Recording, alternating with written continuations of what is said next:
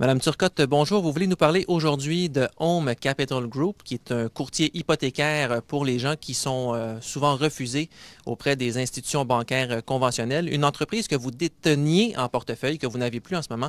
Dites-nous un petit peu dans quel contexte, justement, vous avez acheté et vendu les actions de Home Capital Group.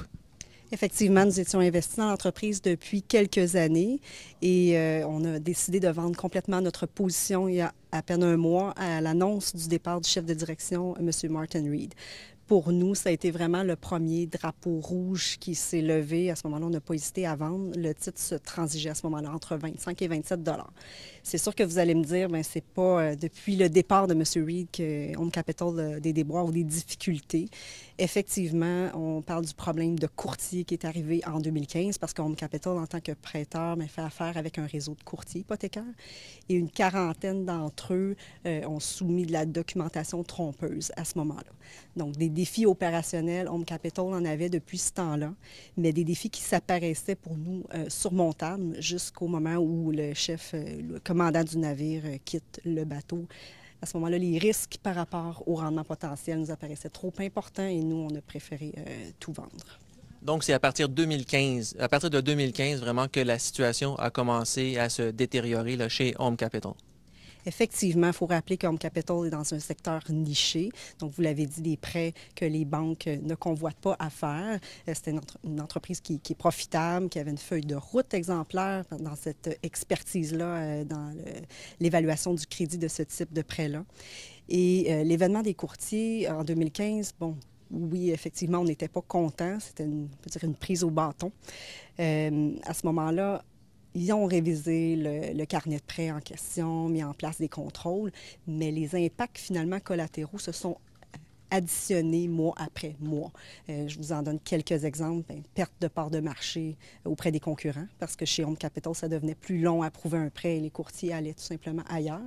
Mise en place des systèmes de gestion des risques. Les régulateurs ont imposé ça à ce niveau-là. Donc, c'est des coûts supplémentaires, puis aussi c'est un manque de focus finalement sur les vraies affaires de l'entreprise. Et dernièrement, on le sait, il y a eu l'enquête aussi de la Commission des valeurs mobilières de l'Ontario, qui est l'équivalent de l'Autorité des marchés financiers du Québec ici, et qui s'est finalement abouti en poursuite. Et justement, est-ce que toutes les difficultés là, que vit Home Capital Group, est-ce que selon vous, ce sont des difficultés qui sont surmontables pour la société? C'est sûr que c'est très difficile.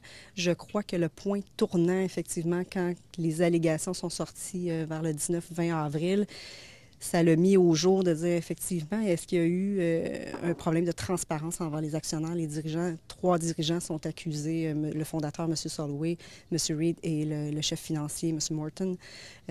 Donc, est-ce qu'ils ont tenu aux faits les actionnaires en temps opportun et les impacts qu'il y aurait sur l'entreprise? C'est ça qui est allégué. Donc, aujourd'hui, on connaît la situation telle qu'elle est. C'est une crise de confiance. Et lorsqu'on est un prêteur, on a besoin de notre source de financement qui sont nos dépôts. Et c'est ce qui arrive actuellement, les dépôts sortent. Et hier, même ce matin, ça a été confirmé par le communiqué, on a une mesure d'urgence chez Home Capital d'aller chercher un financement externe qui coûte cher, donc entre 15 et 22 de taux effectif qu'on a calculé sur un an. Ça va affecter la capacité bénéficiaire de l'entreprise, c'est sûr.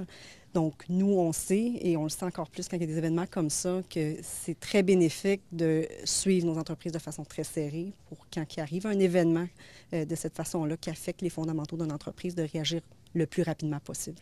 Donc, vous avez préféré vendre avec une petite perte plutôt que de tout perdre finalement ou de risquer de tout perdre avec ce titre-là? Exactement. L'élément déclencheur pour nous a été vraiment le départ de M. Reed et on n'était plus à l'aise de détenir nos actions et c'est à ce moment-là, effectivement, qu'on a vendu aux alentours de 25-26 $. Merci beaucoup, Mme Turcotte. Merci.